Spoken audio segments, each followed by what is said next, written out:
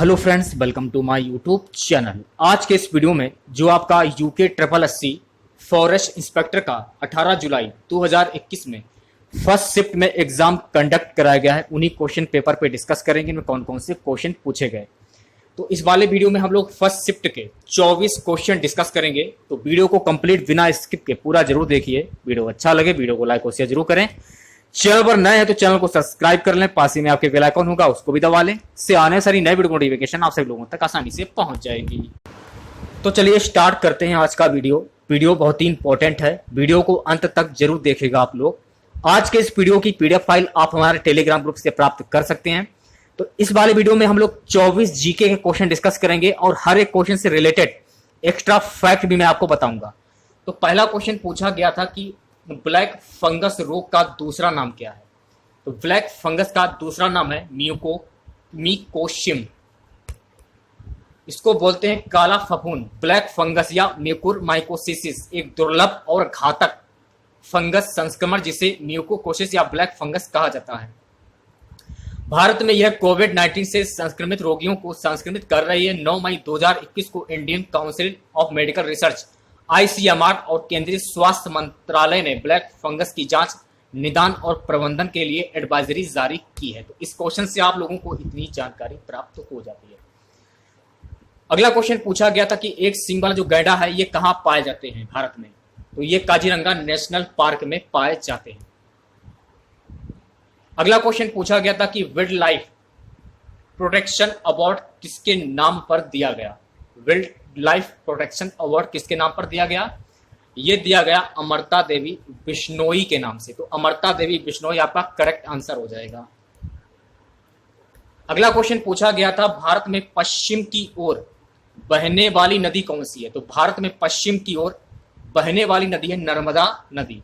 नर्मदा और ताप्ती पश्चिम की ओर बहने वाली मुख्य नदियां हैं, ये आपको ध्यान में रखना है, ठीक है।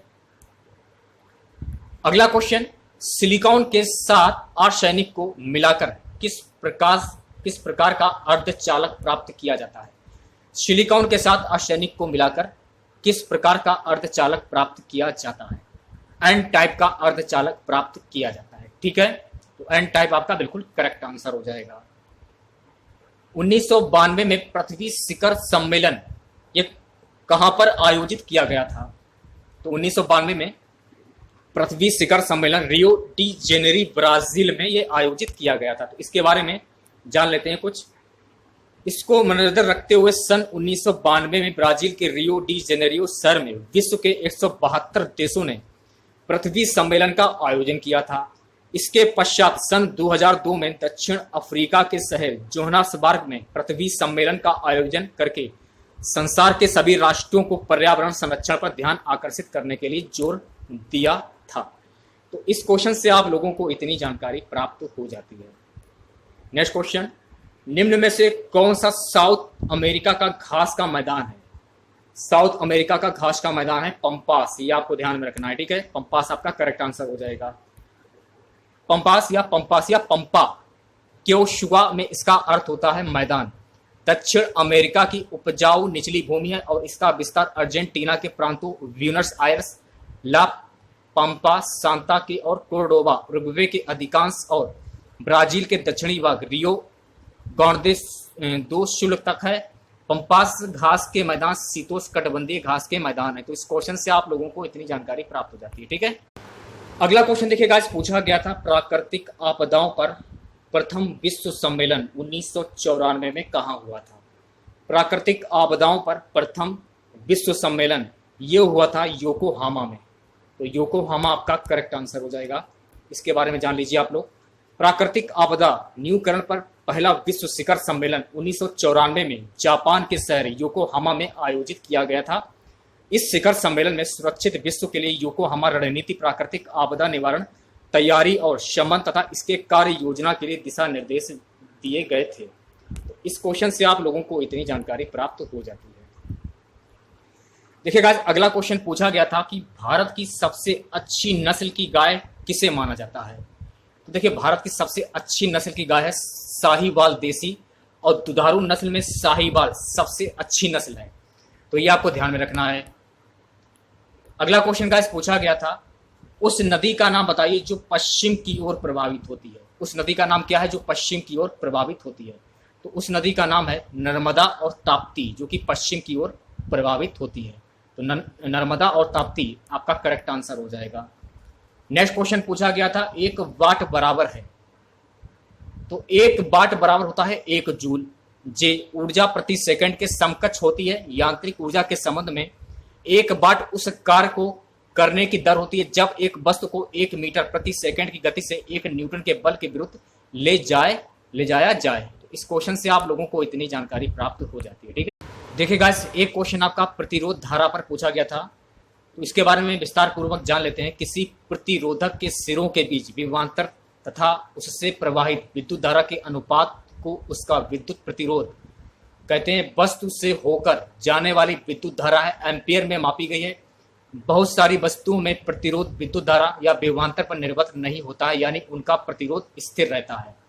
तो प्रतिरोध धारा से रिलेटेड आपको इतनी जानकारी इस क्वेश्चन से मिल जाती है। ठीक है, अगला क्वेश्चन पूछा गया था कि अमेज़न नदी ये कहाँ पर स्थित है। तो अमेज़न जो नदी है यह कहाँ पर स्थित है, यह क्वेश्चन पूछा गया था। वीडियो को लाइक जरूर करें आप लोग ज़्यादा से ज़्यादा। अमेज़न नदी कहाँ पर स्थित है इसके बारे में विस्तार पूर्वक जान लेते हैं। दक्षिण अमेरिका से होकर बहने वाली एक नदी है। आयतन के हिसाब से ये विश्व की सबसे बड़ी और लंबाई के हिसाब से दूसरी नदी है। यह ब्राजील, पेरू, बोलिविया, कोलंबिया तथा इक्वाडोर से होकर गुजरती है। तो अमेज़न नदी ये कहाँ पर स्थित है? दक्षिण अमेरिका में। ठीक है, अगला क्वेश्चन पूछा गया था कि 1994 में एनडीआरएफ की बैठक कहाँ हुई थी। 1994 में एनडीआरएफ की बैठक हुई थी नेपाल में, ये आपको ध्यान रखना है। एक क्वेश्चन आपका 03 गैस से संबंधित एक क्वेश्चन आपका पूछा गया था। अगला क्वेश्चन पूछा गया था कि केरल की सुरंग का नाम क्या है, इसके बारे में विस्तार पूर्वक जान लेते हैं। कुजुम ने उत्तरी केरल और कर्नाटक के क्षेत्रों में पाए जाने वाले सबसे पुराने जल संचयन प्रणालियों में से एक सुरंग गुफा कुओं की खुदाई के जरिए इस मुकाम को हासिल किया गया। कुजुम्बू ने 14 साल की उम्र से पानी के लिए सुरंग की खुदाई शुरू कर दी थी। तो इस क्वेश्चन से आप लोगों को इतनी जानकारी प्राप्त हो जाती है। अगला क्वेश्चन, जापान के किस शहर में प्राकृतिक आपदाओं पर प्रथम विश्व सम्मेलन हुआ था। तो इसके बारे में विस्तार पूर्वक जान लीजिए आप लोग। प्राकृतिक आपदा न्यूनीकरण पर पहला विश्व शिखर सम्मेलन 1994 में आयोजित किया गया था, जिसमें योकोहामा रणनीति और एक सुरक्षित विश्व के लिए कार्य योजना के अपनाए जाने पर सहमति हुई थी। द्वितीय विश्व शिखर सम्मेलन कोबे, जापान में 18 से 22 जनवरी 2015 के बीच आयोजित की गई थी। तो इस क्वेश्चन से आप लोगों को इतनी जानकारी प्राप्त हो जाती है। अगला क्वेश्चन पूछा गया था कि भारत के 42वें रामसर स्थल के रूप में किसे मान्यता दी गई है। तो हाल ही में लद्दाख स्थित स्योकर आर्द्रभूमि क्षेत्र TSO को भारत के 42वें रामसर स्थल के रूप में मान्यता दी गई है, वेटलैंड कॉम्प्लेक्स, ये आपको ध्यान में रखना है। ठीक है, अगले क्वेश्चन की बात कर लेते हैं। अगला क्वेश्चन पूछा गया तो वन जीव संरक्षण पुरस्कार किसकी याद में दिया जाता है। तो इसके बारे में जान लीजिए आप लोग। वन जीव संरक्षण में शामिल व्यक्तियों संगठनों को पुरस्कार के रूप में 1 लाख रुपए नगद, पदक और प्रशस्ति पत्र प्रदान किया जाता है। यह पुरस्कार पूर्व प्रधानमंत्री स्वर्गीय राजीव गांधी की जयंती के अवसर पर 25 अगस्त केंद्रीय पर्यावरण एवं वन मंत्रालय द्वारा दिया गया है। एक क्वेश्चन आपका देखिए, निकट दृष्टि दोष और दूर दृष्टि दोष से रिलेटेड एक क्वेश्चन पूछा गया था।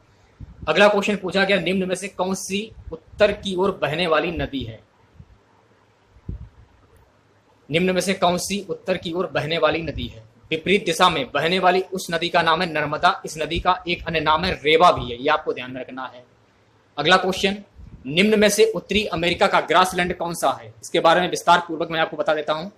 ऐसे घासदार मैदानों को उत्तरी अमेरिका में प्रेरी, यूरेशिया में स्टॉपी, दक्षिण अमेरिका में पाम्पा और दक्षिण अफ्रीका में वर्ल्ड कहा जाता है। तो ये बात आपको ध्यान में रखनी है, क्या कहा जाता है। ठीक है, एक क्वेश्चन आपका मिरर फार्मूला दर्पण से क्वेश्चन पूछा गया था, तो इसके बारे में जान लीजिए आप लोग। दर्पण सूत्र की परिभाषा, दर्पण में वस्तु की दूरी U, प्रतिबिंब की दूरी V तथा फोकस दूरी F के बीच संबंध दर्शाने वाले सूत्र को दर्पण सूत्र कहते हैं। तो इस क्वेश्चन से आप लोगों को इतनी जानकारी प्राप्त हो जाती है। तो आज की वीडियो में बस इतना ही। आशा करते हैं आज का वीडियो आप लोगों को पसंद आया होगा। वीडियो अच्छा लगे वीडियो को लाइक और शेयर जरूर करें।